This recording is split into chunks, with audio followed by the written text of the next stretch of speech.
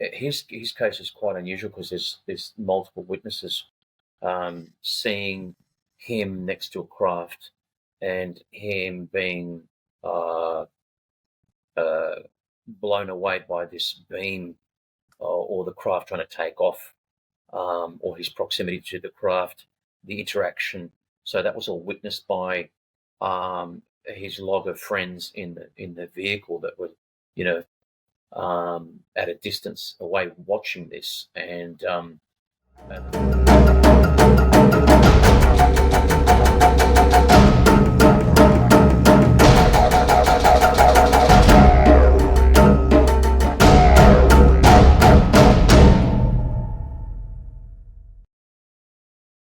unknown. But I mean, you've been at this for 45 years now.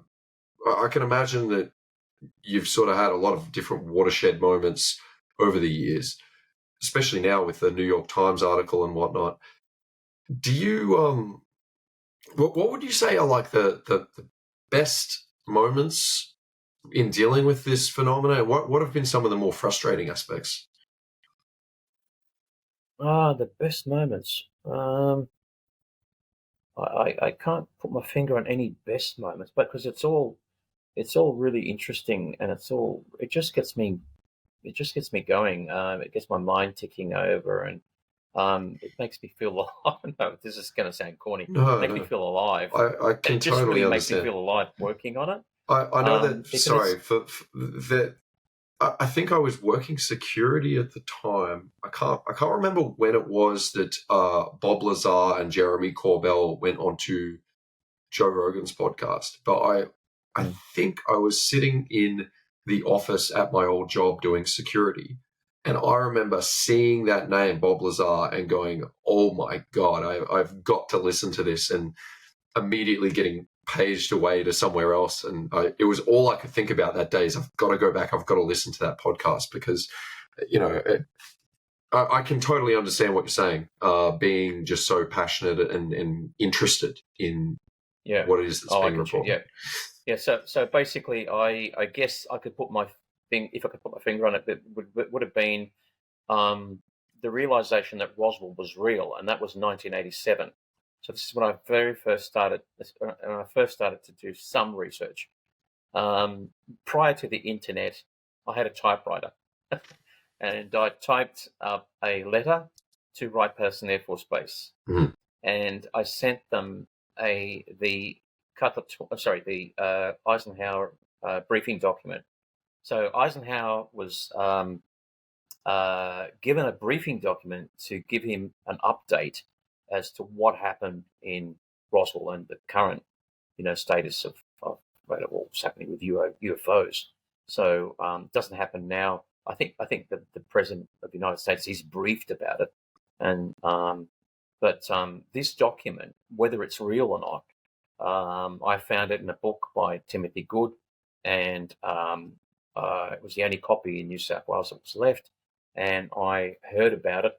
I was studying at that stage in Sydney, and I was living in Newcastle at the time, and I was on a train going back to Newcastle after doing there was a course in electron microscopy at Sydney, in Sydney, and I picked up this paper, just that somebody left I don't know what it was the Daily Telegraph or something like that on the seat next to me, and was just left there, and I just started reading it. And I saw this little caption in it about this spacecraft that crashed, and I thought, oh my God, that's, I'm interested in UFOs now. What's this thing about a crashed craft? And that was 1987, and I looked at it and I thought, it's actually given the name of an author that's actually wrote a book about it. So I researched it and found, got the book, and then realized that there were documents in the book that related to this crash. And I think Stan Friedman, who was the original investigator with the Roswell incident, he goes back to 1978 when he first started interviewing not the rancher, but the Jesse Marcel Sr. And so basically, I then photocopied the Eisenhower briefing document because I thought, well, I'm not going to ask him for a FOIA. I'm just going to give him a document and say, "Is this what do you think of this?" So sent it to them, and then got back almost like really quickly. Got back a reply. It was like a fortnight, right? It was a knee-jerk reaction. Sorry. It only took them about 10, 12 days, right? They got back to you really quickly. Yeah, and I thought that was really, like, in those days, it was all snail mail, and I thought, wow, I've got this document, and they were just denying everything, just saying, we don't look at UFOs anymore, we're not interested, and blah, blah, blah. But it was just so quick that they did that.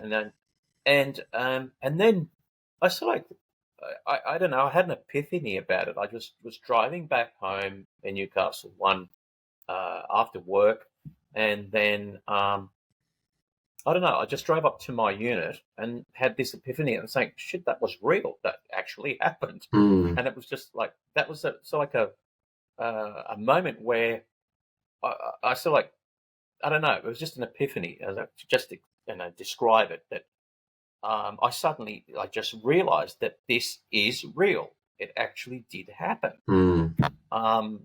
And that was just like a crazy moment where I thought to myself, oh my God, this whole thing is real. There's absolutely something to it. The UFO phenomenon is real. I can certainly relate. I was always fascinated by Roswell. When I was a very young child, my cousins, who I was very close with, they had this little book, and it covered everything from the Loch Ness monster to ghosts or whatever. And I think I had something similar to that, actually. Yeah, well, I remember we were huddled around my cousin's bunk bed looking at these purported photos of the Loch Ness monster, and we were just going, oh my God, like, no one else must know about this. This is incredible that we've got this incredible evidence. And I believe that there was something in there about Roswell, and I just remember thinking, this is where it all started. I mean, there are obviously a lot of theories about ancient interactions that our species may have had, but I think that post World War II and Hiroshima, you suddenly see this heightened interaction in terms of sightings and the US. But there's so much back and forth about Roswell, and what really astounds me, and I know that Joe Rogan often hammers this point home, is the fact that they flew some of the remains in 2 separate aircraft back to Wright-Patterson Air Base. And I think that's just a very interesting detail about that story, that, that's the behavior of someone who has very precious cargo. Well, the problem is that why take back a mogul balloon under circumstances like that when you don't even, like, if the Air Force was so concerned about this precious cargo, why didn't they track it, and why didn't they give a shit about it falling on the ground anywhere? I mean, it just does not make sense, and it doesn't make sense that, like, apparently, like, there's been studies on this, so they know that I think it was June the 4th, where the mogul balloon that actually crashed on the Foster Ranch. There's been research done on wind studies as to work out where it could possibly land, and David Rudiak was a UFO researcher that did a lot of work on that, and that balloon that was supposedly the mogul balloon that landed on the Foster Ranch could not have been the balloon, because of the wind studies, with the winds analysis. And there's some very dodgy work done by another scientist, but I can't remember his name. He's long dead, but he was an atmospheric physicist, and David Rudiak had torn shreds from his work because it was just the calculations were all incorrect. Right. So there's a lot of evidence pointing to the fact that it was not whatever crashed there was definitely not a mogul balloon because of the wind directions at the time, the fact that Flight 4 was not released at the time they said it was released. Flight 4 was supposed to be the actual mogul balloon that actually landed at the Frost, that crashed on the Foster Ranch. Couldn't have been. There's so much evidence there to dispute what the Air Force has been saying, and why lie? Why lie initially? Say that the first story was correct. The first story that was issued, that it was an actual craft of some sort, was correct, and then they covered it up. And then they had to find out a story as to why bodies were found, and so they said that it was these dummies that were dropped in the 1950s. 6 years ahead in the future. And we're meant to believe it. We're meant to believe it, which is just it's just rubbish. I teach children for a living. I'm a martial arts instructor, and it's hilarious how when you catch children out in a lie, I can understand you being a father, you might be able to relate to when you catch children out in a lie and then suddenly they try and burrow deeper and change their story. And it's just hilarious that they would go from, oh, there's nothing to see here, it's just a weather balloon, to, oh, actually it's a flying saucer, or a flying disc. And then there's this revision where they say, oh, it's neither of those things. It's actually used to listen to atomic explosions from the Russians. It's, it's almost like the harder they dig into this hole, the more shallow it becomes. But no, that's correct. That's a good analogy. I mean, they did a big study on it and tried to debunk the whole thing. And I mean, you can poke a hole as big as bloody the Grand Canyon through some of their arguments. It's just, I mean, I don't know what to say. I mean, they're just, lying. I've actually been blown away recently in suddenly starting this podcast and speaking to some of my friends and speaking to them about, some of these famous cases, and they don't know about Roswell.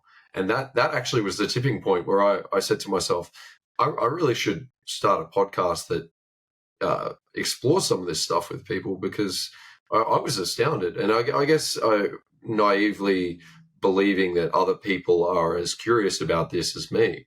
But there's been TV series about it and all sorts of stuff. Right, yeah. Listen, I am very mindful of the fact that you're giving me your time here. We've been going for an hour now. I will talk as long as we are able to. So do you have any time constraints? No, I could talk on. Perfect. Okay, not a problem. So I'm sure that you would have a volume, privacy permitting, of stories that you might be able to share here. But can you share any particularly intriguing or significant cases that have been reported here domestically? Well, you've already brought up one, which is the New Zealand case, and that was that's a pretty big case that's just been going on for quite some time, and it unfortunately involves the death of someone. So that's our biggest case ever, I think. We do have that New Zealand case, which I just talked to you about. We have had cattle mutilations, which I'm very interested in because it's physical evidence that you can actually test. Right, yeah. So if I understand, there have been some examples of animals just completely exsanguinated, all sorts of different physical processes being done to the carcass, and just no evidence of the process being undertaken at the site. And I was listening to you talk about how there's skeletal evidence that these carcasses have then been dropped from a height, which to me, the natural picture that happens in my head is that these animals have been picked up, something's been done to them, and then dropped. Did you want to talk about that, the more recent examples? Yeah.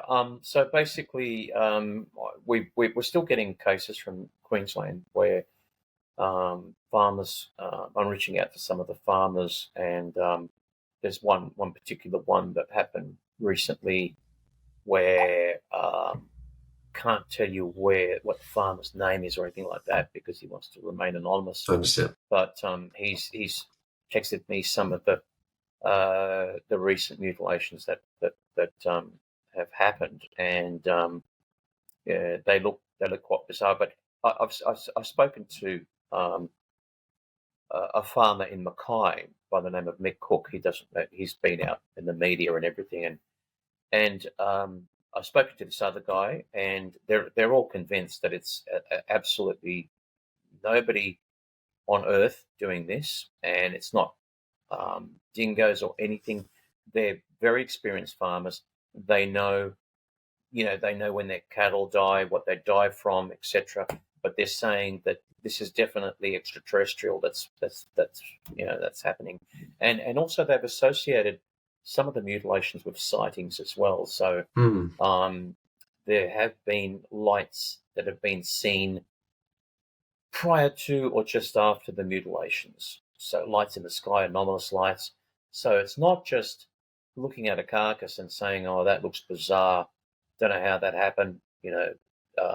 It's actually associating the mutilation with a sighting of an anomalous object in the night, as a light in the sky, and so they're absolutely convinced, and these are salt of the earth people, and they wouldn't say anything like that normally. But for them to say that they're convinced it's extraterrestrial intervention that's causing this is quite significant when it's coming from something like that. I'm sorry. I think I just lost you there. I think there's Still with me? a bit of delay going on. Oh, that's better. Are you there? Can you hear me?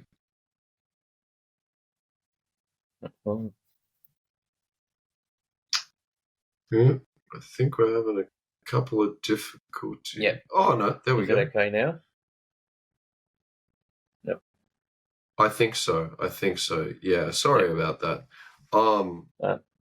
Well, look, with the cattle mutilation thing, I often, to play devil's advocate here, I often hear these people who I self-identify as skeptics, and I think it's very easy, it's kind of intellectually lazy to do that, because typically what they tend to do in order to try to debunk things like this, they'll either attack the character of the people who are espousing that maybe there's an alternative explanation, or they'll attack the quality of the investigation being run. So, for example, they will say, okay, well, where is the evidence and who is collecting this evidence, and is there confirmation bias going on?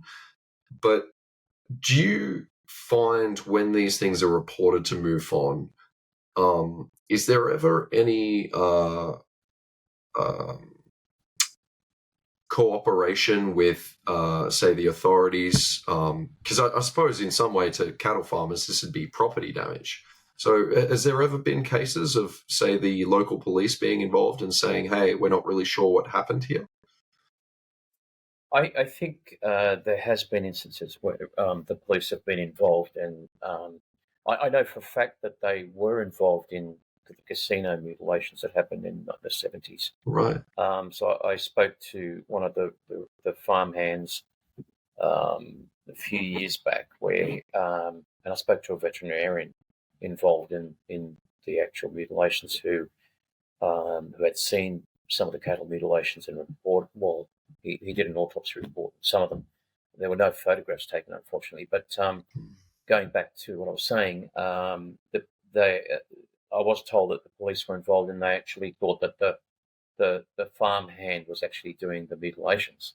Right. And Okay. he got quite upset about that because they were trying to imply that he was actually doing this, and because he was managing the property for some the people who owned the properties. They're really, really massive properties, and some of them are owned by very wealthy people or a consortium, and but I just don't understand why he would have, or what motivation he would have had to have done something like that. And spoke to the veterinarian, and he said he didn't think it was him, and didn't understand why the police had tried to imply that it might have been him, Right. or they would have put it down to something like it being foxes or something like that, which is just a ridiculous explanation. Yeah, I suppose I can understand their reluctance to not find an explanation. And I can understand their skepticism. I mean, I know that there are a lot of people who will sort of bring up this argument of just because there isn't a easier explanation does not automatically mean that there is a non-human intelligence involved or aliens. But I think it's very interesting when you have these, because I suppose what the police, the angle that they're going at and why the farmer would be, or the hand would be so upset, is because in a way it's an attack on that man's character, or that person's character, in that it is suggesting that they, by attaching themselves to a spectacle, would orchestrate some way to get attention, or to perhaps benefit somehow from the subsequent media circus that happens in these examples. So, like, for example, I'm reminded of Travis Walton's case. You would be familiar with Travis Walton from the US. Yep. So, Yep. Actually, just out of curiosity, what is your take on Travis's story?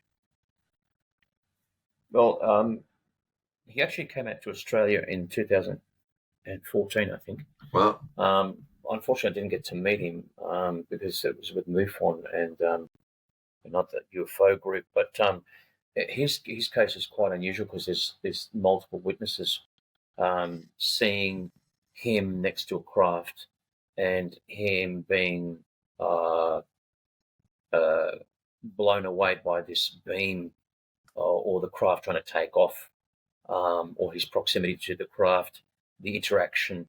So that was all witnessed by his log of friends in the vehicle that were,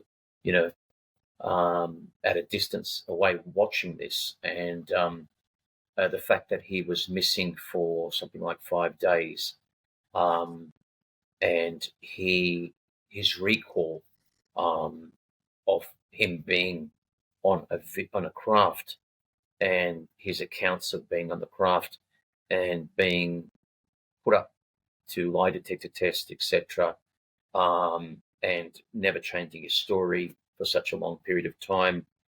I think it's a really interesting case, and one of the best cases of abduction, apart from Betty and Barney Hill, where this didn't happen in someone's bed, like in the middle of the night, where people say, I've been abducted. This is happening in a forest with multiple witnesses and a disappearance. And the debunkers are saying that, it was just these a tower with lights on it that's there to spot bush, they call it forest fires, and that's what he saw, and that's what he mistook as an alien craft. But where did he go? Like, where did he go for 5 days? If that's the case, right? I know. Was he lost in the forest? How could he? How did he survive 5 nights in the forest? Yeah, and with then no water, no food, no clothing.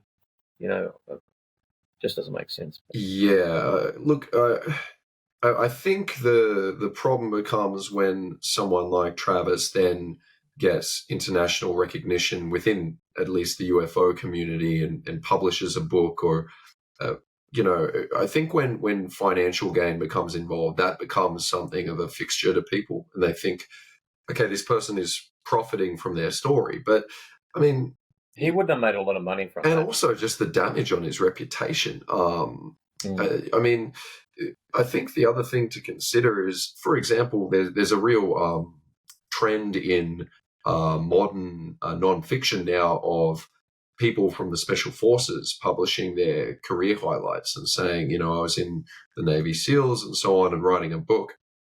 No one is going to blink at that, because the experiences of a military person are very easily, or very sober experiences. But the moment it becomes something that then delves into what is very hopefully quickly approaching disclosure, but the moment it approaches something that is yet to really materialize in the public scrutiny as real, suddenly it becomes this sudden this attack on Travis's character, that he's just making this up. I mean, a common criticism I think he faced was that they were all out there smoking pot or whatever, and it was a group hallucination.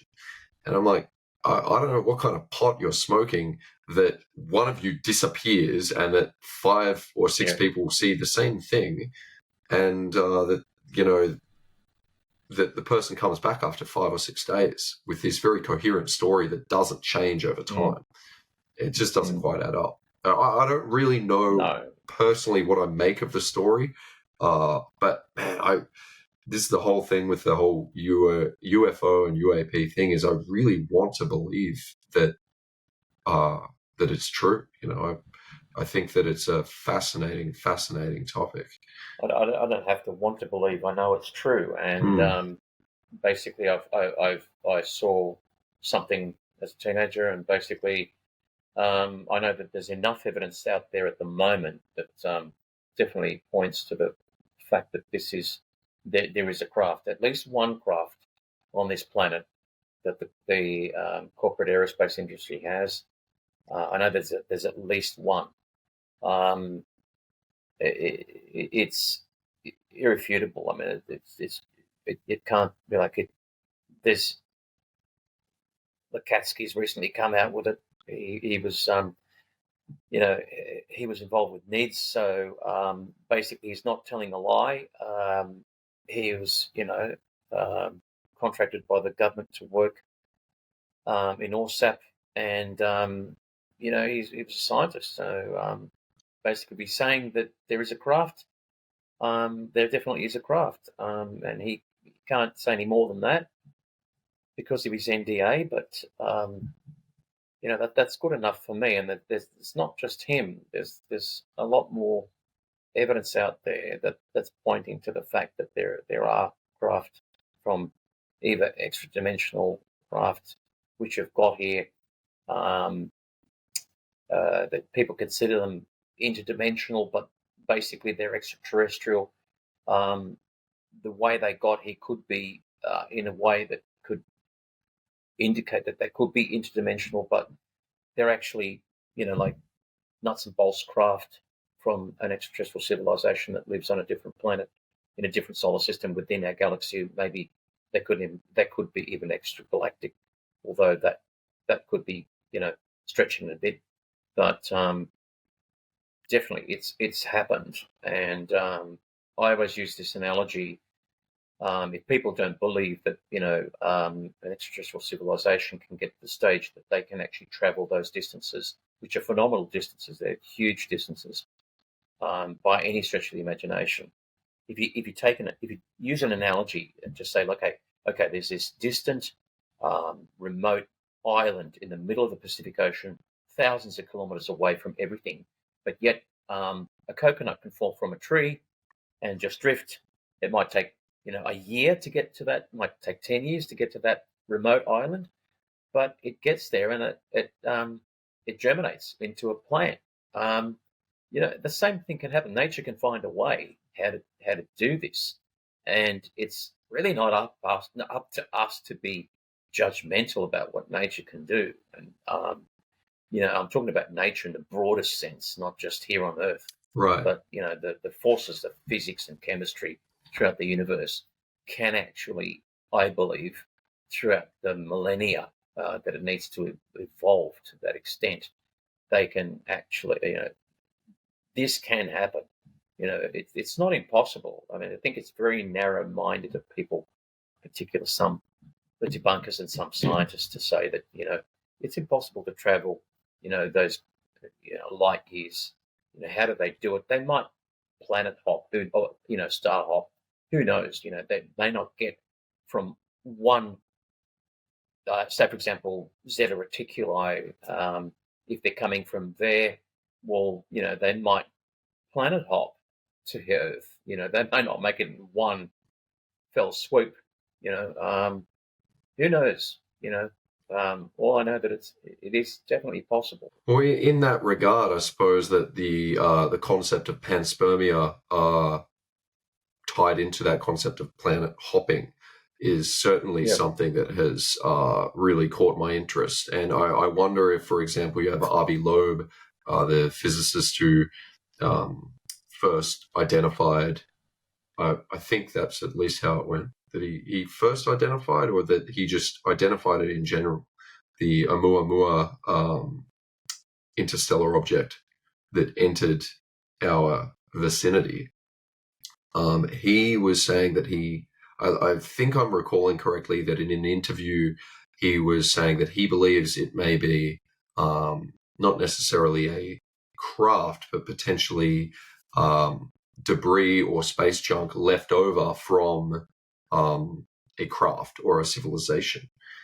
And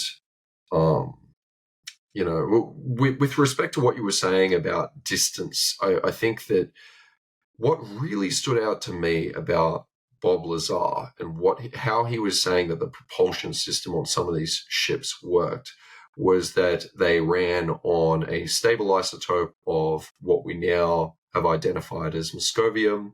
So we've actually been able to, in a particle accelerator or a particle collider, recreate the element that he was talking about 40 years ago or so, and that these ships were powered by this, or at least the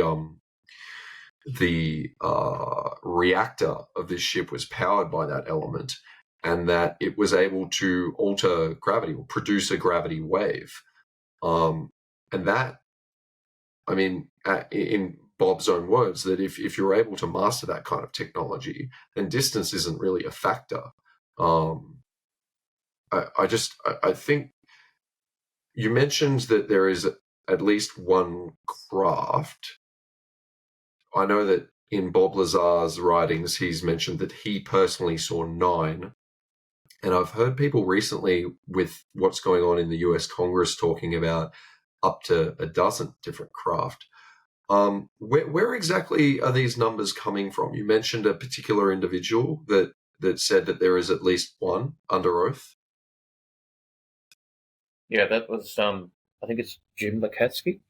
As I said, he worked with ORSAP, and so he was in a position to know. Right. He was interviewed by Martin Willis, I believe, or I could be wrong there. Okay. He's a UFO podcaster, and Colin Kelleher was on the actual in the actual interview as well. So I'm tending to believe exactly what Lakatsky's saying, because as I said, he's in a position to know. He's qualified. He's a scientist. He was working in a program which enabled him to get the details, so it all falls into place. With regard to Bob Lazar, yes, I knew about Bob Lazar in the 90s, quite a long time ago. Probably about the same time that Jeremy Corbell knew about him.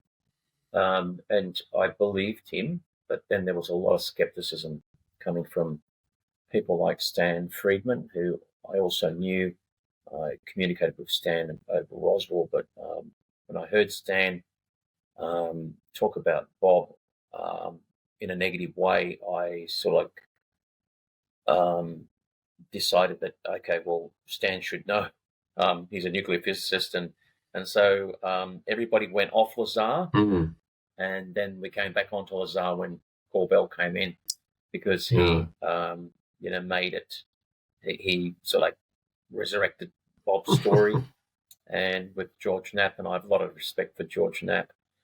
Don't know Jeremy from a bar of soap, but I mean, I know of him, but I've never met him or anything like that. Never communicated with him. I understand. He doesn't go on social media that often, and Oh, and so I don't know. Yeah, I mean, you have Ross Coulthard doesn't really believe in Bob. He's told me so, and basically there's a lot of skepticism about what that Bob Lazar. But there always has been. yeah. But you'll have your people that believe in him. You'll have the people that don't believe in his stories. So Well, I think it could be a midway between, like, I mean, there could be some substance to his story, and there could be things that are there as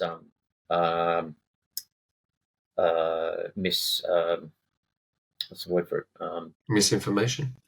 Misinformation, yeah. Right. Yeah. I know that he was actually conscious of that in his interview that he did with Corbell and Rogan, where he was talking about how sometimes on these compartmentalized secret projects that they'll sort of slip something ridiculous inside so that they can trace leaks and also so that they can discredit people who may come forward. Yeah, possibly, yeah. Look, I don't know. Obviously, I have never worked at S4 and I am not, but it's just fascinating. And I know that when you were talking about the Roswell letter or the rejection letter that you got as kind of an epiphany moment, I know that listening to Bob Lazar speak for a number of hours about his experiences on that podcast for me was a really similar moment. I think I've listened to that episode probably about a dozen times just to really, really bask in it and understand all I the know the minutiae. episode you're talking about. I know exactly the episode that you're talking about. I took notes when he was talking. So, yeah. Yeah. Listen, I think we had better wrap this up fairly soon. But I kind of had a bit of a hypothetical question. It's a little more of a fun question, but I was wondering if, for example, hypothetically, tomorrow we both wake up and on the news they're saying, hey, everything in the US Congress has come through. Disclosure is scheduled by the end of this year. There's some sort of event coming up that they've been told that they need to release all of this information. What does that mean for you professionally? And what does that mean for MUFON moving forward? Is that something that you have to pivot around? Yeah, I'm always conscious of that because so I think, oh well, our job's over because they've disclosed it. Why bother looking at UFOs in the sky, and reporting them? But it still goes on. Basically, that's just the beginning, really. If they've disclosed that UAPs are real and like we've got evidence. You can still it opens the whole thing up so that basically then it you can still like do research in terms of so then is it related to certain other anomalous events on Earth like Havana syndrome and stuff like that, so you can try and work out, like, okay, so they're here. We've got craft, we've got biologics. What are they doing here? It just opens up a Pandora box of different questions. Right. And so there's that aspect of, because I don't think if the government just discloses them as being real and them being here, it like they're not going to say, oh yeah, and they have been involved in abductions and they have been mutilating our cattle and they have been causing strange sounds that people are hearing and causing them neurological damage. So it's still, I think there's still the possibility that it's going to open up things in terms of it just keeps going. I mean, basically, you might think it's okay. Well, that's it. They're here, But Right. Done. I think it opens up Pandora's box of other questions, Of course. because we're only just speculating at the moment that they might be involved in cattle mutilations, crop circles, and all this other stuff. Which like some of the crop circles have been faked. Yes, we know that. There's some that you cannot fake, and they're laid down within seconds. It's proven. So is that a way that they're using to communicate with us?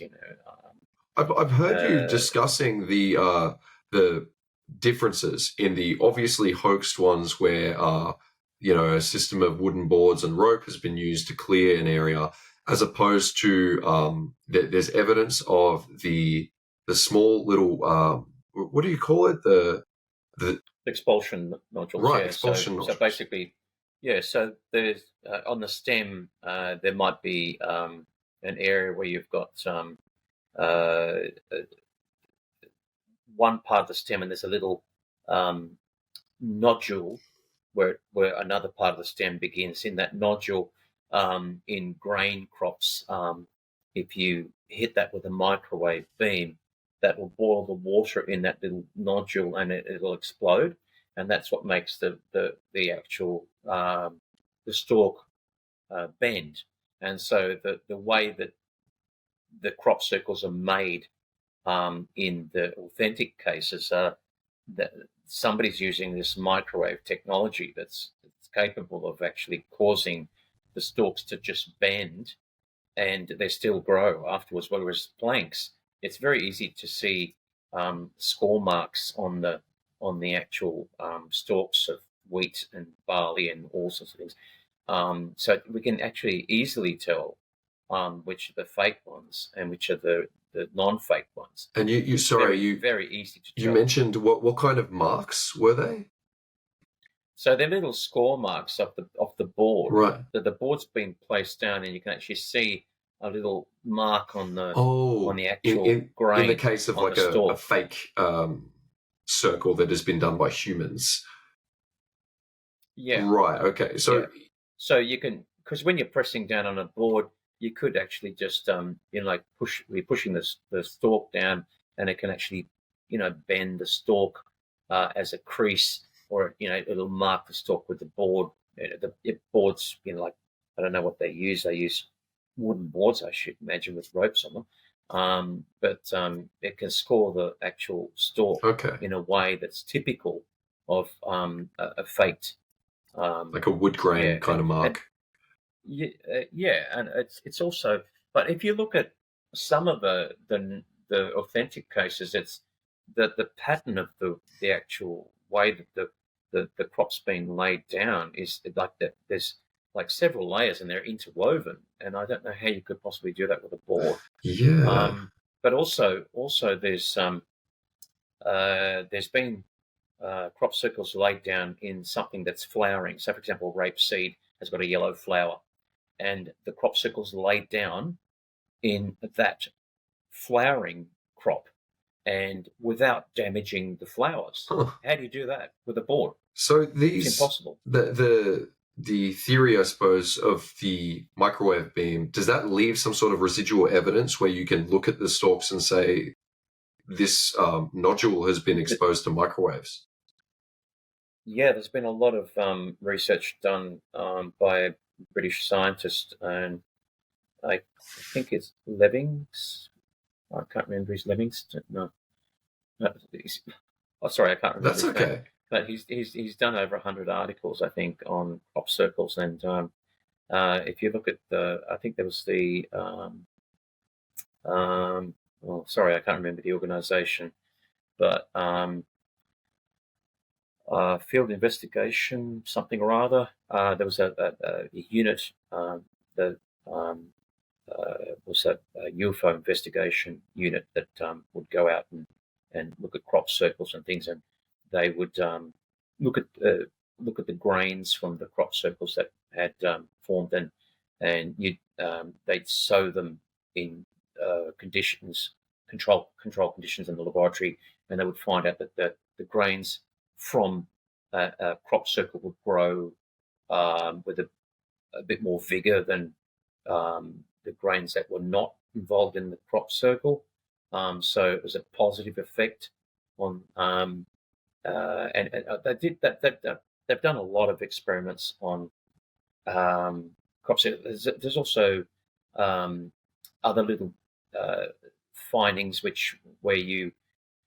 I think they would find something else in the field that was related to hemoglobin, and I don't know. I read it so long ago that I can't remember. That's okay. But so these articles, they'd be findable online? You can try and Google them. There's a couple of websites that I've been to. I don't know whether I've actually seen a lot of his articles. They're probably in scientific journals, but I know that there have been quite a bit of research in that area.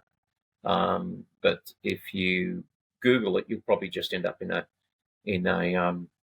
crop circle enthusiast webpage, which might stick. I haven't looked at those web pages for a while, so I'm not up to date with what's going on with them. But Colin Andrews is a pretty prominent researcher in the UK who looked at crop circles in the 80s and 90s and whatever. So I think he's got his own website. And we do have an Australian researcher who is originally a molecular biologist who I've been to one of his seminars. I'm trying to remember his name. That's okay. But, horrible. In the cases of these microwaved, where there's evidence of the reason for the crop tilting being microwave beams or emissions or whatever you want to call them, are there ever any mainstream criticisms of this or conventional explanations as to how an entire field of grain is being targeted in that way? Not that I know of. I think that like the debunkers are just saying, "Oh, it's just people out there with planks," and you can't really. You can't win with those people. No, but the thing is that I think at one stage, I think that the in England in particular, the MI6 was out actually trying to fake crop circles to try and muddy the waters at one stage. So that's I think that's been proven.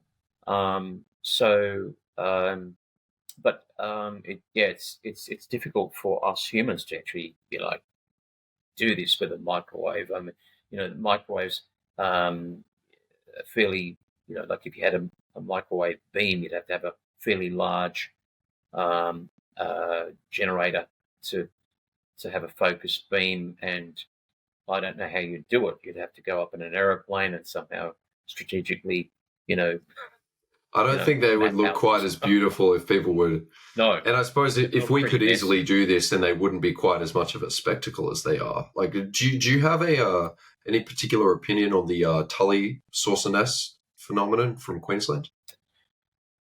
Yeah, they're sort of like not really crop circles. They're sort of like landing sites. So basically, I know a little bit about them. That happened in the 60s. So the best researchers, Bill Chalker and Cheryl Gottschall from Queensland. I think she interviewed one of the original farmers there. But I think that one of the farmers, and I can't remember the names, but they reported actually seeing the craft come out of the reeds, and so it's more like a landing site where the craft has actually depressed the reeds, and then when it took off, it created an impression. But they were pretty. There's a lot of media coverage of them, and when it happened, and basically they come up with a lot of different explanations, which some of them are just absolutely ridiculous explanations as to how these impressions were like what made. Like, was there what was kind of the go-to explanation when it came to these nests? Oh, they're just whirlwinds. What else? There was some that were absolutely just ridiculous, and you saw it. think, oh my God, but yeah, I think just those whirlwinds that like create a little tornado and then create an impression in a patch of reeds. What else was there? There were some really ridiculous explanations, like involving, I don't know, I can't remember, but involving animals mating or something like that and creating an impression, or some mating alligators, or not alligators, but crocodiles or whatever. I don't know. Hey, there's some ridiculous explanation as to why. sorry, I was just going to say, I'm just going to take a very quick bathroom break. I'll be about 60 seconds. Okay, we're back. So we were discussing prior to recording this podcast that you had the report upcoming about Havana syndrome and how you believe it may be linked to non-human intelligence. So just for the uninitiated, which is exactly what I was prior to this interview, what is Havana syndrome? And, what are some of the theories surrounding what's causing it? Well, it targets, it involves US diplomats and intelligence people. Not exclusively, there have been Canadians involved as well. But when President Obama had opened the American embassy in Cuba and tried to initiate good relationships between America and Cuba in 2015, a lot of the diplomats would be going over there. There'd be a lot of, because as you know, there was a lot of, during John F. Kennedy's time, there was a lot of the Bay of Pigs incident. Not sure how much about the history of this, and I only really didn't know much about the history of it myself. I'd be lying if I said I was a historian on the subject, but it was a little before my time. But we're talking about the Cuban Missile Crisis, right? Yeah, 61. Yeah. It's I would have been an infant. So I didn't do history. I didn't study history. Just for reference and to put a little bit of salt in the wound, I think I was negative 33. Yeah. So basically, yeah. I mean, as a student of history, you'd still know about it, even if you're that age. But basically, there was a lot of political tension between Cuba and America at that time, and there was, because the Russians were supplying Cuba, or going to supply them with warheads, and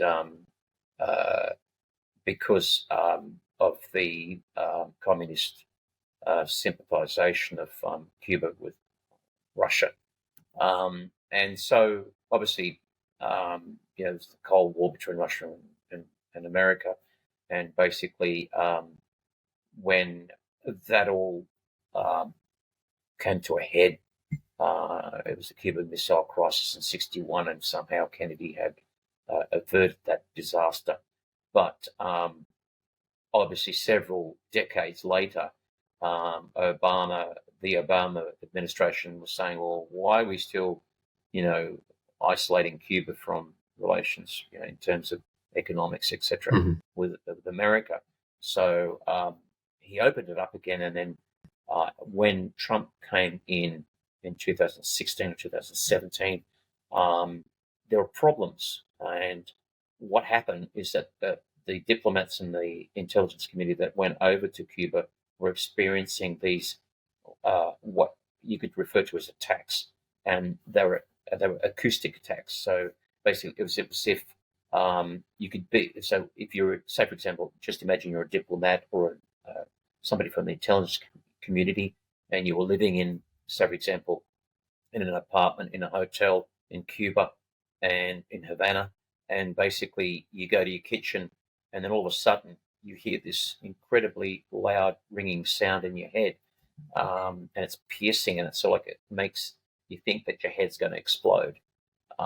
So this is what these people were hearing, And so basically, they were reporting it. It was to the U.S. government, but it was all kept under wraps at that stage. No one knew what was going on, and the intelligence community was thinking, "What is going on? Is it the Cubans that are causing this? And why would they be doing this? Because we're trying to develop good economic and social relationships with them." So the Trump government had pulled out um, the intelligence community and the diplomats from Cuba, saying that the Cubans were doing it when they weren't. It was proven. They did their research. They spent millions of dollars researching what could this possibly be. Is it a chemical? Is it and they came up with all these different things that they'd researched and came up with nothing. Hmm. And they said, it's definitely not us doing this. And so the US government decided to do several studies, and they looked at the brains of these people by looking at MRIs, and they found brain damage in some of the people. There was a publication saying from the Journal of American Medical Association, or we call it JAMA, had looked at a cohort of these people, and they said that there's definitely brain damage going on, something going wrong with the circuitry of the brain. We can see markers being released in their blood in the CSF, and there's some sort of acoustic attack. So there was the government employed a very elite group of people called JASON, JASON, who are elite scientists that are only activated when there is a intractable problem that the government cannot work out, even with this intelligence community, what's going on. Right. And Jason came up with the after looking at everything, analyzing all the variables and possibilities that could be going on, said that it was could be a what's called an Indies cricket, which is a cricket that's endemic to that area. And they're saying it because they had biologists and examined the frequency and the amplitude of this sound, and they're saying it's exactly the same as this cricket, but it can't be the cricket because it would affect the whole community. Right. But then the government was saying that the skeptics were saying, "Oh no, it's probably the crickets, and the intelligence community, the intelligence people are normally stressed anyway. So if they're stressed because of their work and they hear this noise, then they develop this brain damage, which is called an immaculate concussion." So basically, Jason didn't believe that. They were saying that it's definitely the same amplitude and frequency of this in this cricket. We've done studies, but it's something that's picked up this particular frequency of this cricket, and it's covertly trying to do the damage under the pretenses that it's this cricket. So So when it comes to, I mean, you would think that any population that is located near that species of cricket would show some sort of similar, because I mean, aside from the tinnitus, when I was looking at some of the other symptoms listed on Havana syndrome, it sounds a lot like a concussion, like a very severe concussion. It's not actually tinnitus. Tinnitus. It's actually it causes brain damage. So basically, it's like as if that person was in a car crash, Mm-hmm. or they were near an explosion.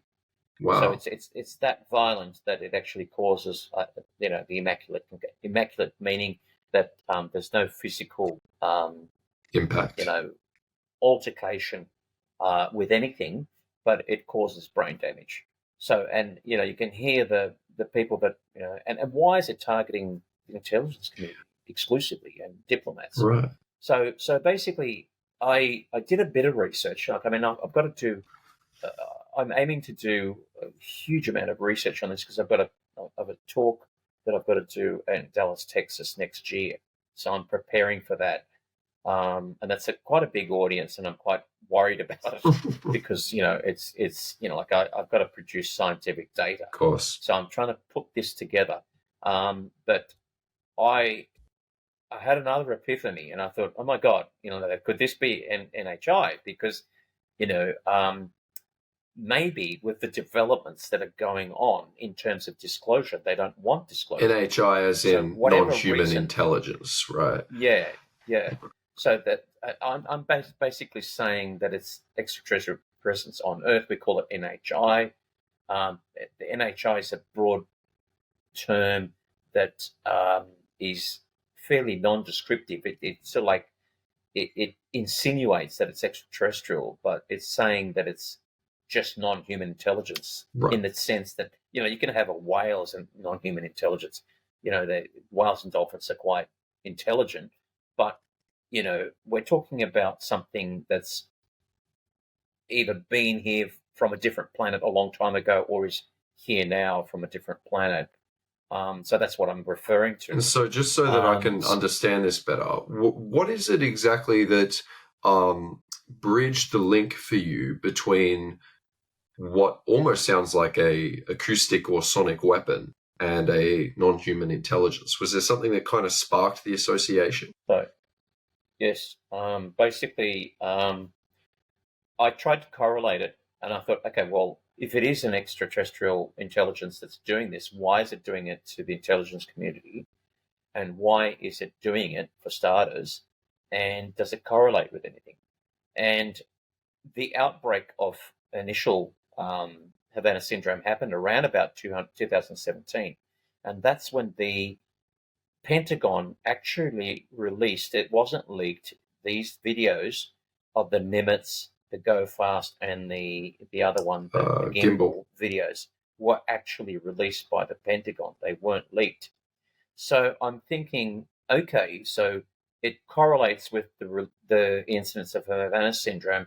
Is there something that NHI doesn't like about this being disclosed? Just think about it.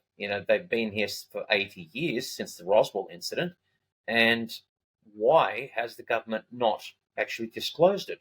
Perhaps the government or the deep state knows something about their presence. Maybe that's been communicated to them that they don't want their presence to be disclosed.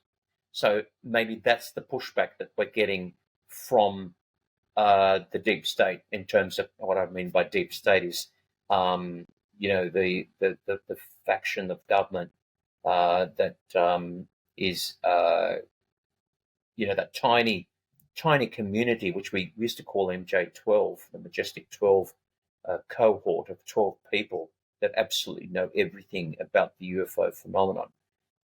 Is that tiny community that knows everything about it? Do they know something that has been communicated to them from this intelligence that they cannot disclose to us, because basically they're being directed not to? So basically what I'm saying is that I am trying to correlate developments in disclosure to incidents of Havana syndrome. So I know for a fact that it coincides. So with developments like Grush's congressional hearing, I'm trying to correlate, is there an incident, is the incidence of Havana syndrome going up? Well, yes, it is.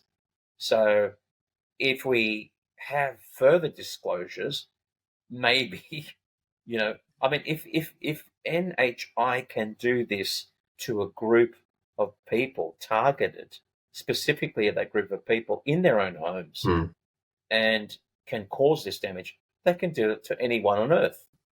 And they could do it to the entire human population in one flick of your fingers.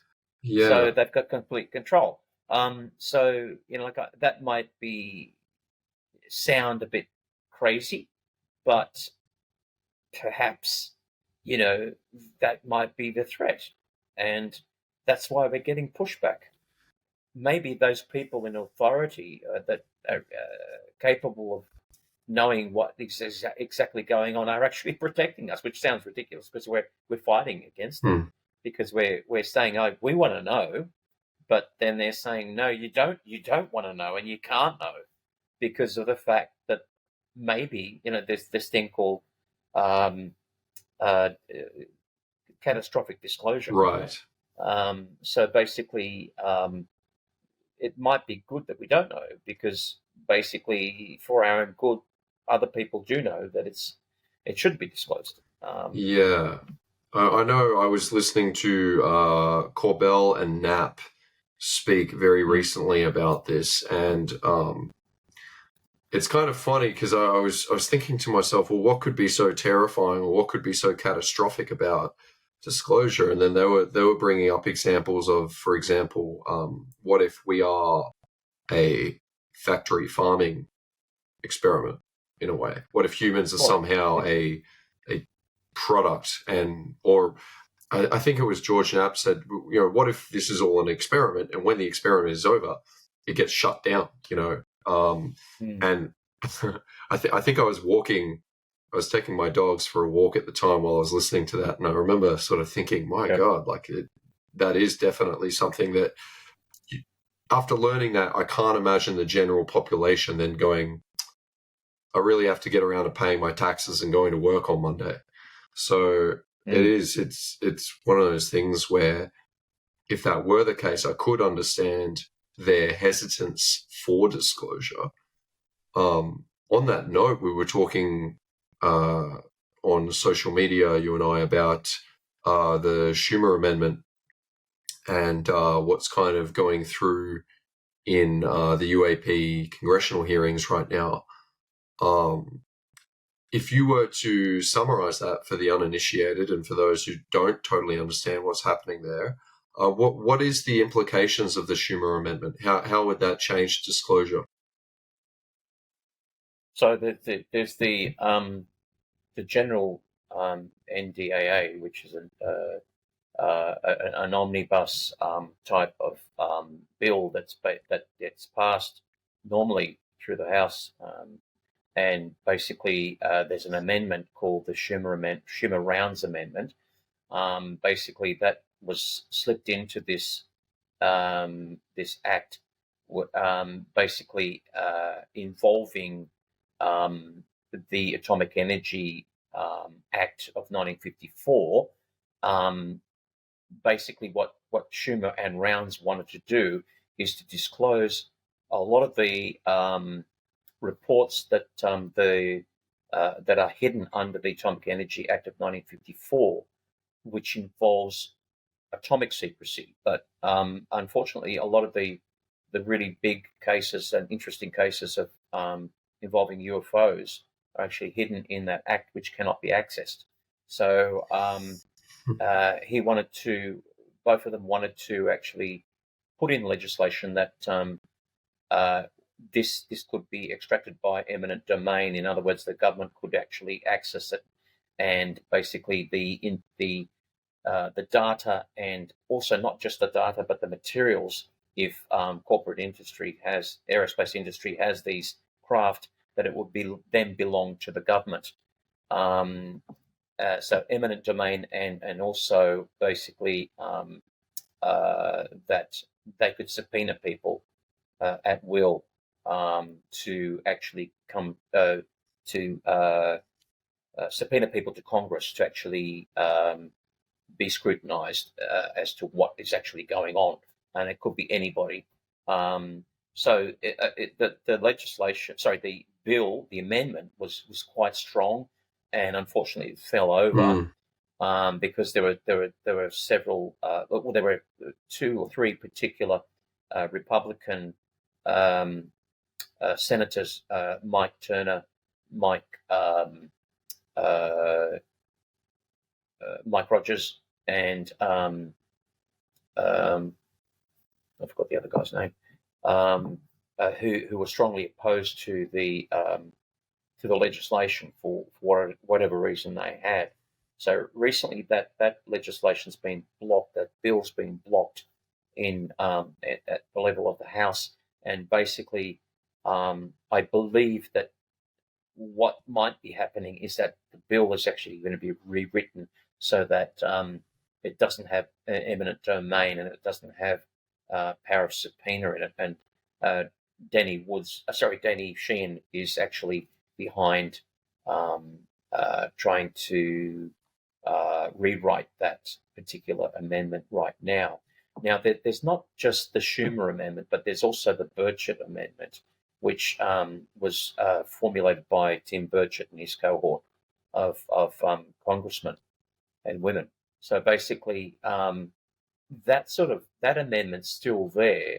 So, and that was actually supported by Turner and Rogers and the other senator, which I can't remember his name. It'll come to me in a minute, but they actually were backing the amendment that was done by Burchett. So it's interesting to see what they're going to do. Like if they've blocked the Schumer Rounds amendment, are they going to go with the Burchett amendment, which is probably a bit more radical than the Schumer Rounds, which I just don't understand. So basically, it's what's going on is that there's a struggle between trying to develop some transparency at congressional level and at the House of Representatives, so that the government has access to the information about UAPs that corporate aerospace have. And what they wanted to do initially was to actually obtain this material. But corporate industry is saying, okay, well, like we've had this stuff for such a long, I mean, they're not stating this, but I can imagine they're saying that basically to themselves that we've had this stuff for such a long time and it was gifted to us from the government. Now they want it back and we've put so much effort into it. We've spent billions upon billions of taxpayers' dollars researching it. And basically they're worried about also how they're going to cope if the government takes this away. There's a big black budget that gets funded to these organizations, which, can't be accounted for. Like there's trillions of dollars that goes into the black budget that gets siphoned into corporate aerospace, into this black hole. And if they don't have these objects to do their research on, they're not going to get the funding. To justify so it. That's what they're worried about, to justify. So well, they don't justify it. It's never been justified. Right. So the black budget, it's never justified. In fact, and as Tim Burchett says, the Pentagon's budget's never been justified for years and years. Yeah, I think I was hearing recently that Lockheed Martin has failed their I forget the technical term for it, but for a number of repeated years, they've failed to account for some of their missing money. And look, I'm someone who teaches people how to throw punches and kicks for a living. I'm hardly a scientist or a politician or a financial advisor, but I can imagine if you're Lockheed Martin in all their glory and you have an anti-gravity driven machine that can fly and has, I mean, if you're able to control gravity, you would be able to bend light and move the way that some of these declassified videos that the Pentagon have released, it would match up with those. And if you had something like that, obviously your interest would be in conserving your own control over it. And I think any private contractor who has then had the government look at how a private contractor is approaching a problem and then nab it back off of them would definitely agree that it's in their own selfish interest to hold on to technology like that. But I found it wild that the Schumer Amendment contained language pertaining to biological samples. The fact that that's included, to me. Well, as Danny Sheehan said in a recent podcast, and Martin Willis, I think it was, he's been doing a lot of podcasts recently, but he's saying that the Schumer Amendment is actually proof of disclosure because it actually uses all those terms. Right. So, why would they say non-human intelligence so many times in the amendment if it didn't exist? and why is there pushback by the Democrats, some of the Democrats in the House, saying we don't agree with it? What would be the purpose of them? And I'm just stating the obvious here. What would be the purpose of them pushing back if there was nothing there? Right. It's that old adage of someone who has nothing to hide has nothing to worry about. And I understand that there's a concept of strategic surprise, which Corbell has spoken about at some length regarding foreign adversaries who may also have their own crash retrieval projects or reverse engineering projects. And that'd only be natural for, say, Russia or China to be trying to do the same thing. I understand that. But sorry, you were mentioning that there was a second bill or a second piece of legislation that...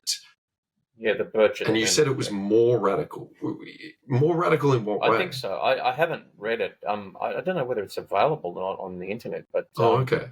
From what I gather, basically, Tim Burchett has spoken about it, but I think that it is. Yeah, I think it's more. It's. I don't know. Is the right word radical or not? But I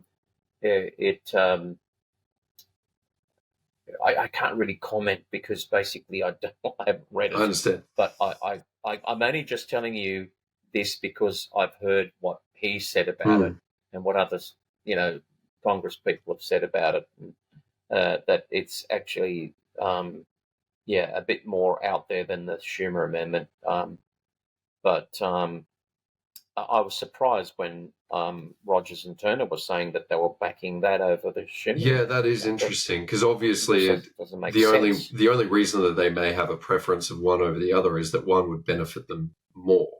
I'd be very either that or they thought that the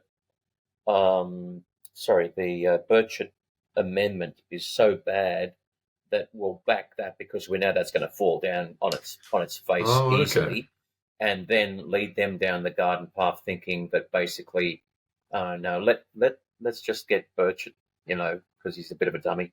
Let's just cotton onto him and lead him down the garden path, thinking that we're backing him up when we're actually stabbing him in the back, like a useful idiot, so to speak.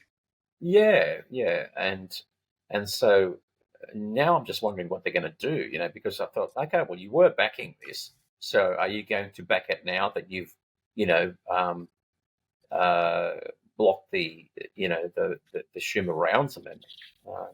That's just, I don't know what's happening at the moment.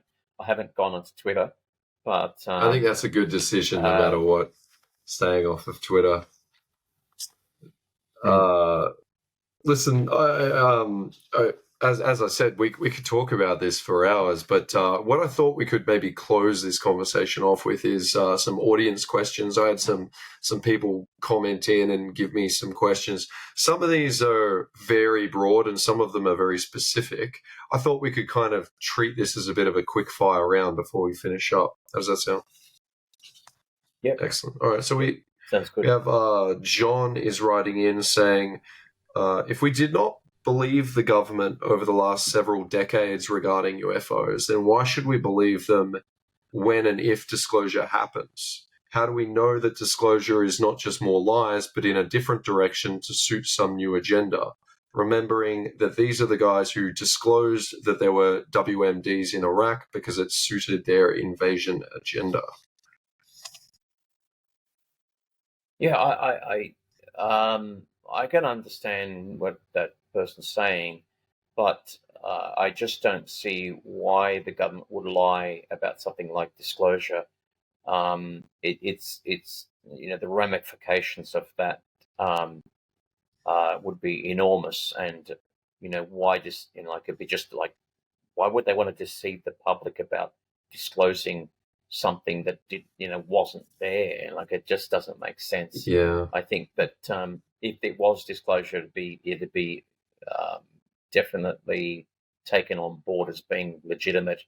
I couldn't imagine the government trying to.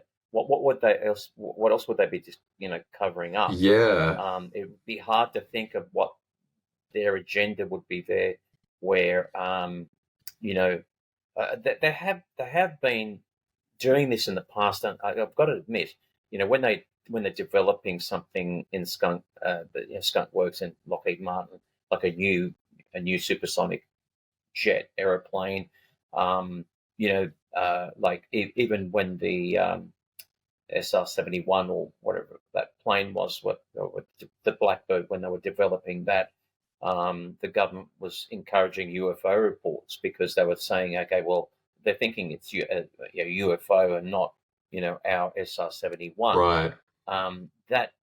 That sort of like did go on, but there's a certain problem when people do that, when the government does that, because people are not really, they're more interested in UFOs than they're interested in the government craft that they're developing. So it draws attention to that particular sighting. So it's a bit of a catch-22 when they do that. Yeah. Because, you'll get people saying, okay, well, let's research this. Where was it seen? Which direction was it heading? How fast was it traveling? And, oh, yeah, it was that was definitely one of the, Lockheed Martin's planes that, that's super secret. Why would you want to do that? It just sounds ridiculous, drawing attention to it by saying it's a UFO.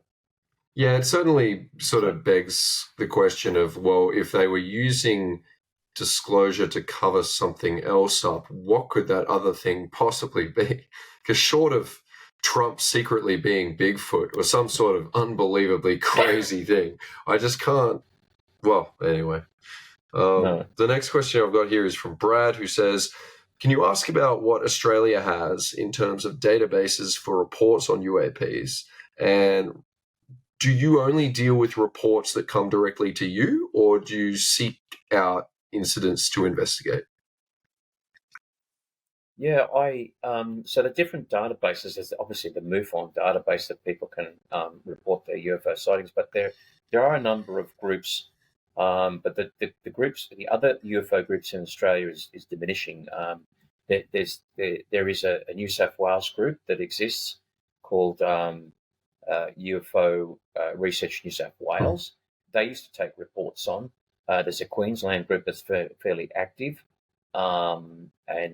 Basically, there was a Melbourne group before of it, which has fallen apart. But now there's another group that exists that has recently done the Ross Coulthard conferences, and I know the group fairly well. But there are there's more than just MUFON. But fortunately or unfortunately for the other groups, MUFON does get most of the reports, the bulk of the reports. So we'll get about 120 reports a year, which doesn't sound a lot, but it is a lot. One every 72 hours or so, isn't it? I mean, yeah. Wow. So basically, if you think about it, UFO sightings are fairly rare. That's a lot, and the other organisations were getting nowhere near that. So that's the first part of his question. The second part was, remind me about that. He was asking, do you seek out incidents to investigate, or do you just deal with the reports that come directly to you guys? Okay, I don't seek them out. I don't seek out any other reports, but people seek me out.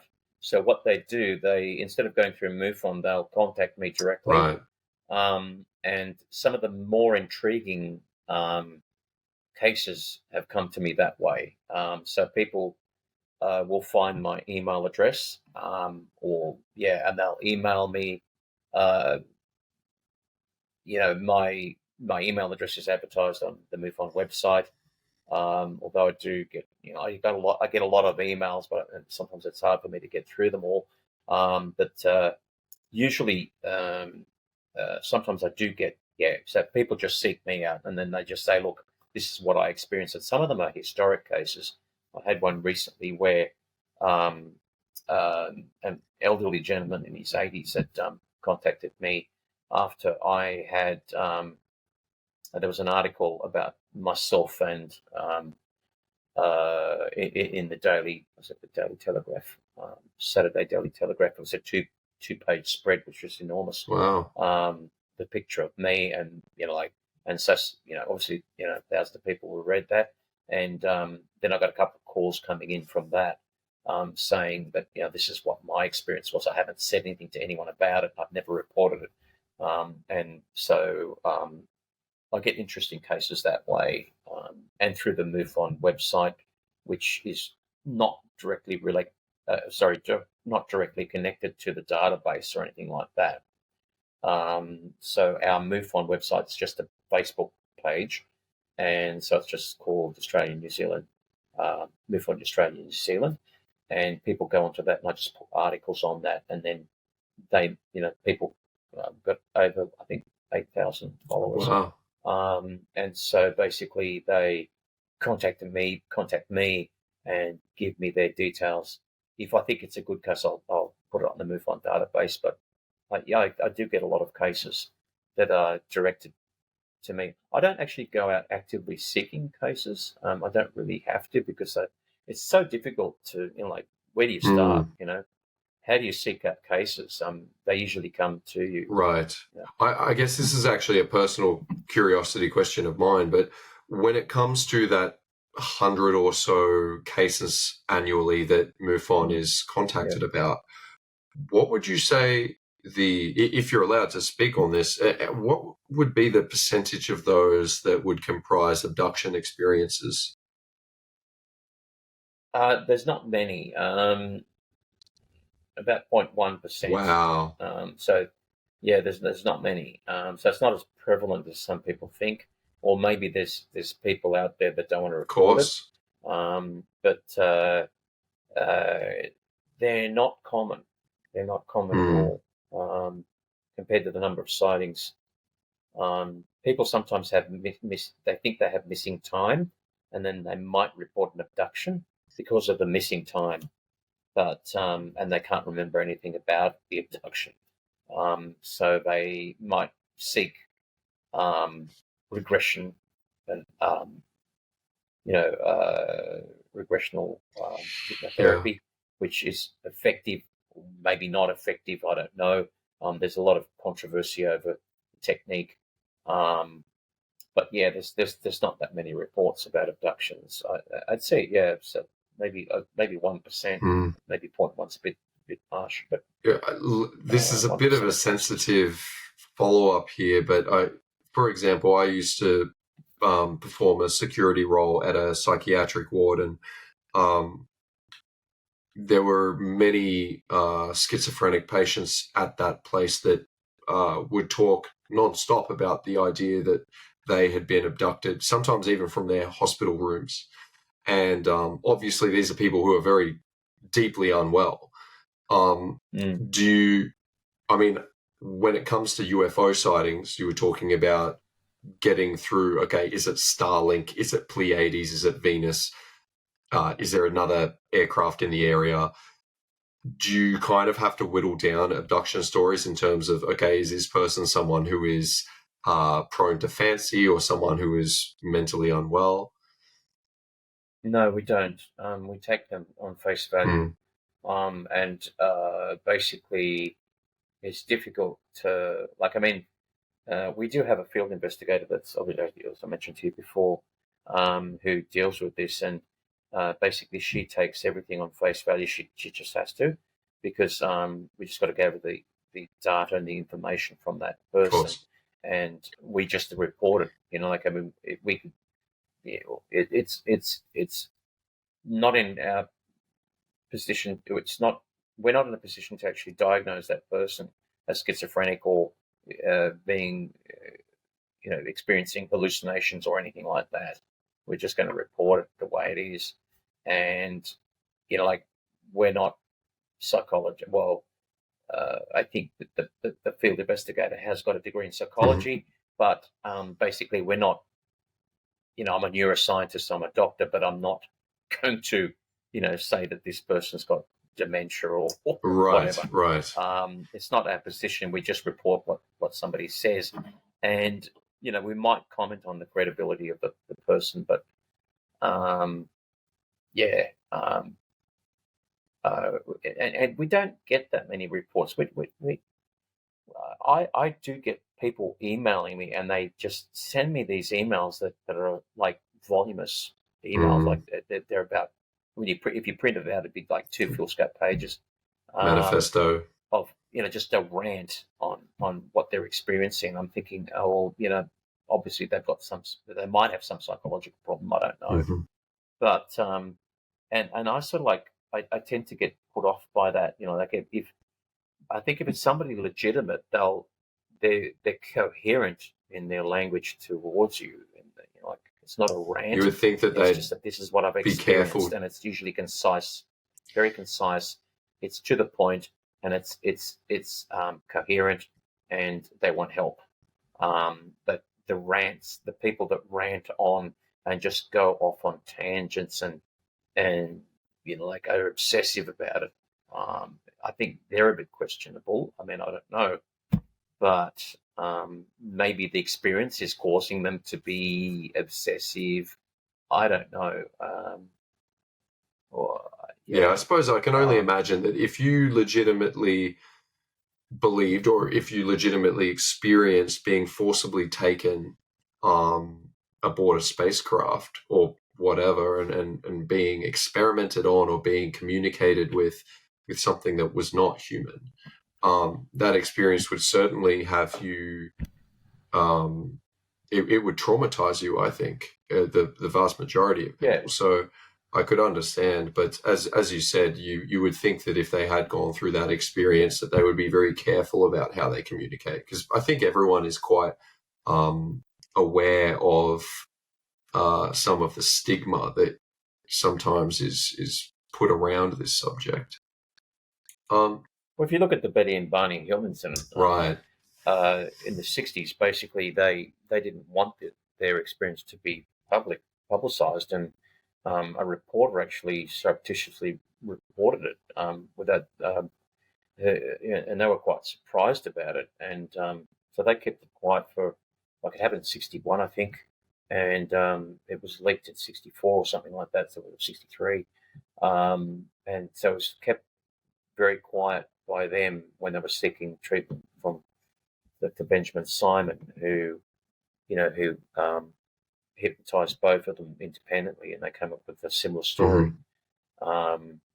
So basically, they didn't want the publicity. They didn't. They just wanted to work out why they were experiencing stress and not being able to sleep, and something on their minds about something that happened to them on the road, but they couldn't quite work out themselves. So that, I think, is like it smacks of legitimacy in terms of what they experience, because they're not seeking publicity or anything like that.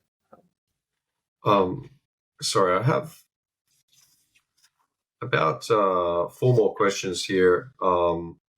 Yeah. This next one's actually from a good friend of mine, Sean from Gembrook, who asks, will the aliens help us prevent World War III? I feel like this actually touches on what we were talking about with respect to nuclear intervention. Yeah. Yeah. It's an interesting question. I can't predict what they would do, right, if there was a nuclear war, but there has been instances where the nuclear warheads have been turned on and turned off. In the States, there's been incidences at Minot Air Force Base and Malmstrom Air Force Base where UFOs have been seen at the facility where the warheads have been disabled, and in Russia apparently they turn them on. So it could be an indication that they're trying to say to us that we can actually manipulate your warheads in terms of, I don't know how they do it, but obviously they've got some sort of electromagnetic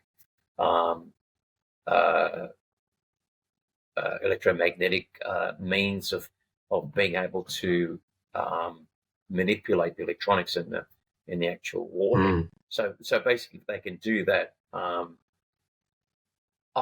I don't know if they would actually interfere in a nuclear war, because they could have interfered with other things like World War II. You had your Foo Fighters and whatever, but there was still 26 million people killed in World War II. They didn't say, no, you're not supposed to do this, and we're going to disable your aircraft or whatever. Whenever there's a war, like why are they not interfering in the Russian-Ukrainian war now? People saying that they're seeing UFOs, but they're not really interfering. So maybe it's I don't know what their agenda is. Maybe they've got a written agenda to say we're not supposed to interfere, but let's just give them the indication that we have the potential to manipulate things, and therefore that might influence them not to do it. But I personally, maybe I don't think that they would, which is sad, because it'd be great if they could, if there was a nuclear war, that they could somehow just disintegrate them while they're going between continents and not landing and exploding. That would be ideal. But yeah, I don't know. I feel like this next set of questions is actually that we may have already touched on this, but Tiffany asks, do you feel that any new laws passed in Congress for information disclosure will make any difference at all to what we are told? Do you have a theory behind who decides what's ultimately disclosed and or covered up? Did you want to answer those first two before I move on? Yeah, just repeat the question. Absolutely. So the first one was, do you feel that any new laws passed in Congress for information disclosure will make any difference at all to what we're being told? I believe that they must, because basically it's new information, and like if we're talking about the Schumer and Rounds Amendment, which relates to documents that are hidden under the umbrella of the Atomic Energy Act of 1953, then yes, obviously we'll if we have access to those reports, we'll know in detail about some of the things that we don't know about what's going on with the UAP phenomenon. We don't really know. No one really knows what's in that. What sort of documents are in that hidden by that act, but they could be groundbreaking in terms of improving our knowledge about what the phenomenon is really about. And what was the second part of the question? She was asking, do you have a theory behind who decides on what's ultimately disclosed and or covered up? Well, it's basically that the deep state, or like it used to be called MJ12, and I believe MJ12 was actually I've spoken to a mate of mine who's in Darwin, who is very, very knowledgeable in this field. He's former intelligence. So basically, I asked him. I said, "Look, do you really think that MJ12 existed?" And he said, "Absolutely." So it's a cabal. It's they determine what we need to know. They've got control over it, and it seems difficult to comprehend that such a small cohort of bureaucrats or whatever they are. It's usually a mixture of scientists and politicians and a mix of different people from different occupations and whatever have control over this. How do they maintain this control if there's such a small number of people? How do they? But ultimately, it just boils down to the fact that they're people of very high stature who can pull strings in ways that no one else can, and who can actually keep secrets, who can maintain these secrets, and who can actually have the power to actually give us small, breadcrumbs when they want to. I think that, yeah, I mean, that's I suppose that's my answer to the question. I don't know where else to go. No, I hear you. And the Majestic 12 documents are really fascinating. I suggest anyone listening that wants to know more looks into those, because I've spent quite a bit of time having a look over those. The last question that I had here was from the same user, and she's asking, do you have any views on what disclosure would mean for mankind?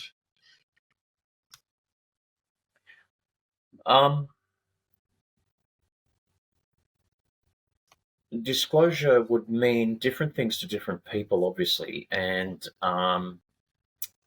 depending upon it, like for me, it would be just like the ultimate. If you're a UFO researcher, it's what we're all aiming for, is disclosure, because we want to know. We want to know what's happening. What is, like, is there physical evidence of biologics and a craft? That's all we want to know, and it's enough.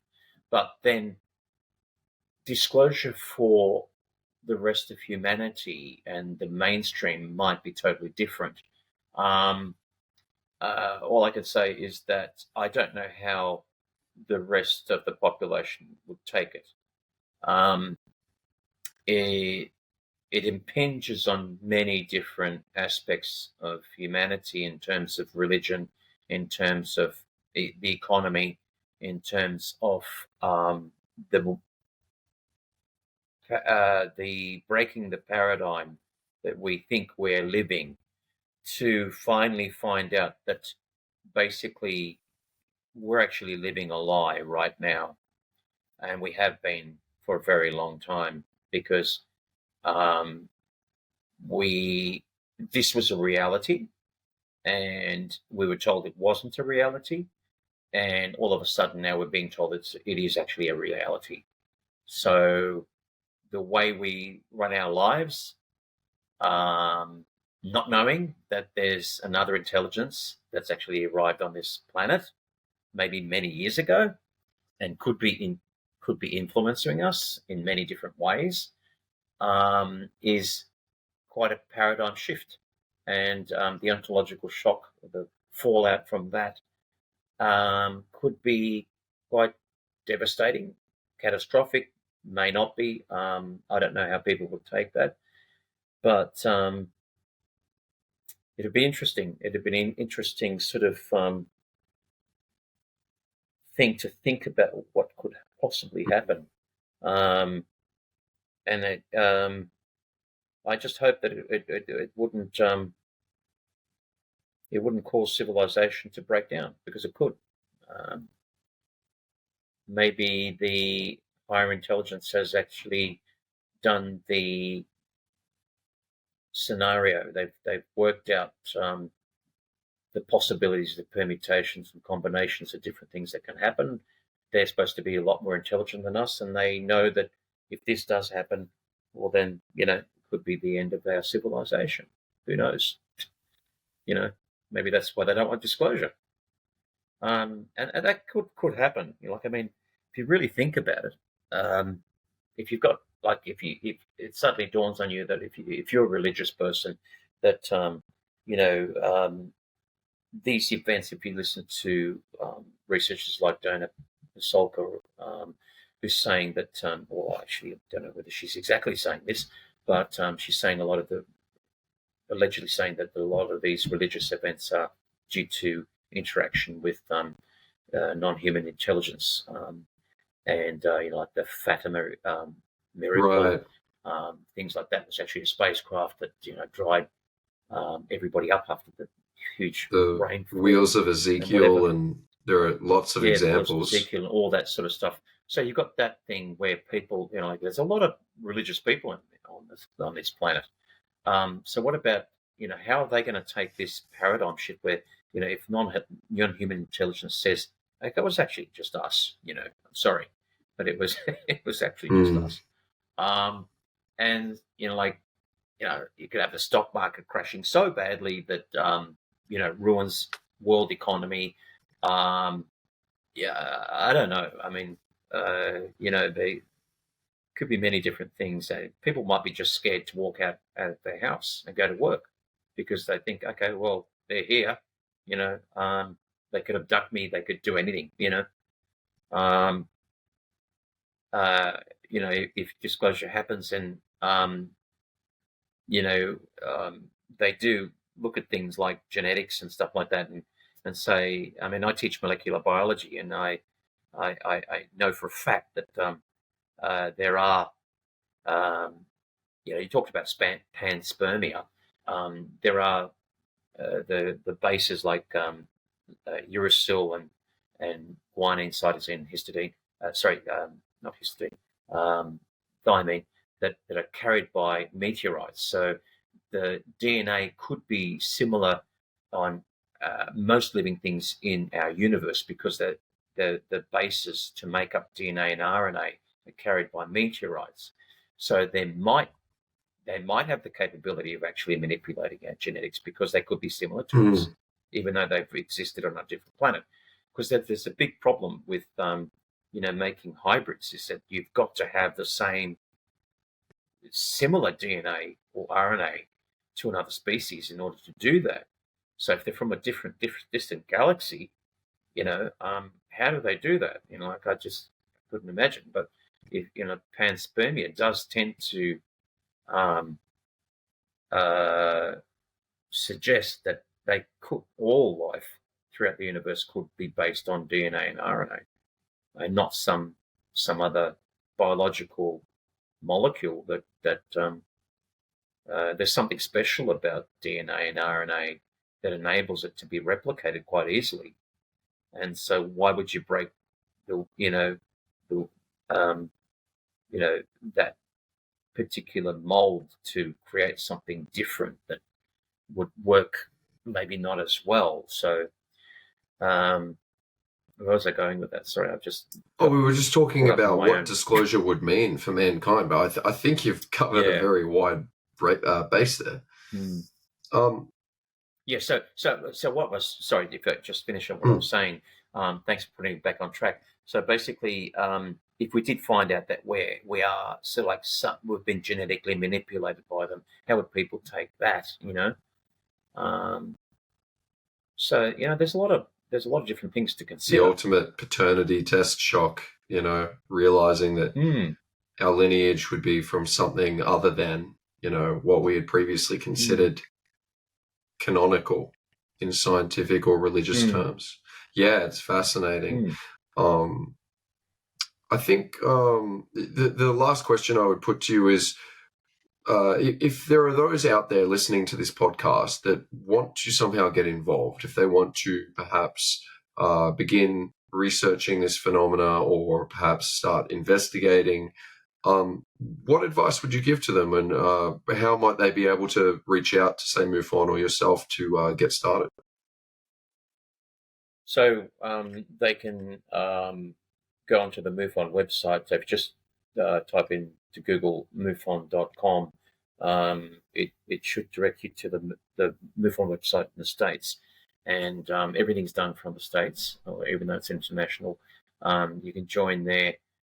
If you go down to some of the tabs, it's got Report a UFO, it's got other things, but basically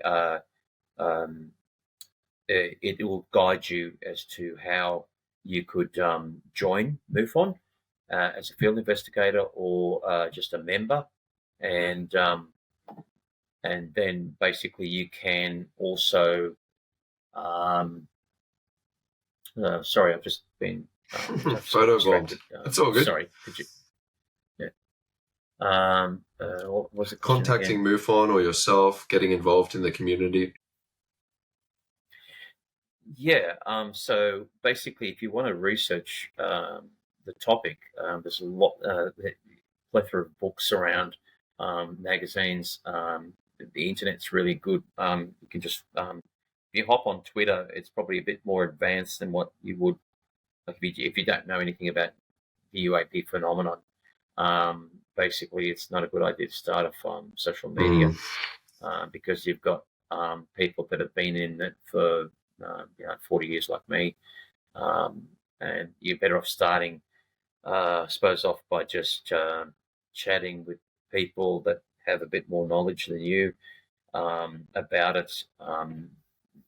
Listen to podcasts, and then reading books. Books are very detailed, and you can get lost in the detail in books.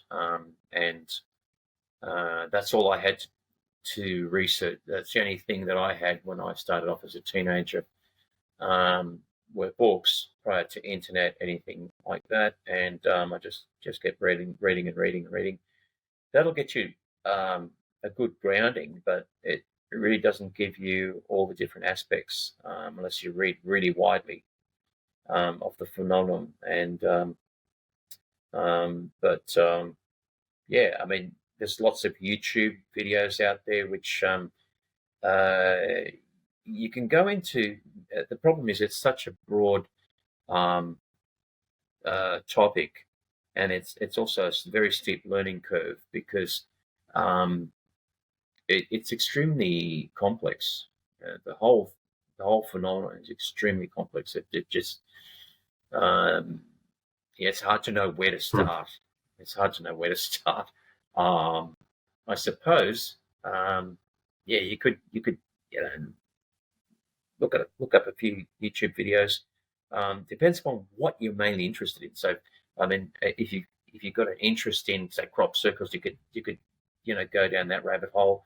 If you're interested in cattle mutilations, go down that rabbit hole. If you're interested in historical sightings, go down that rabbit hole.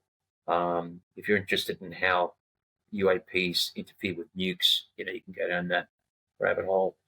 There's so many different rabbit holes you can go down. It's just the whole war. Yeah, I've experienced that firsthand the last month, and it's also knowing where to stop. So it's very, very interesting. I'm always learning. Yeah, I'm always learning, and unfortunately, a lot of what I read as a youth, has escaped my memory because it's such a long time ago, and I wish I had retained that knowledge, but I suppose sometimes I do remember. I do have some recall, and it's hard to keep up with it. It's always evolving, and there's always developments. In particular, now is a really interesting time. Like 2023, 2024 have been like explosive. Like as I said, I've been in it for 40 years, and there's nothing like this that's happening right now. It's just unbelievable. And with Grush's congressional statements and the Schumer amendment and all this, it's just getting more and more fascinating. We're just inching towards reality of the phenomenon, where to the extent that we're almost pressuring the government into divulging what they have. Not so much the government, but the deep state and basically aerospace, and just cough up the goods. We want to see them. So we're nearly there, but some people are saying it'll never happen, and there'll always be some blocking. There's always going to be some pushback. But you gain knowledge every time there's this advancing of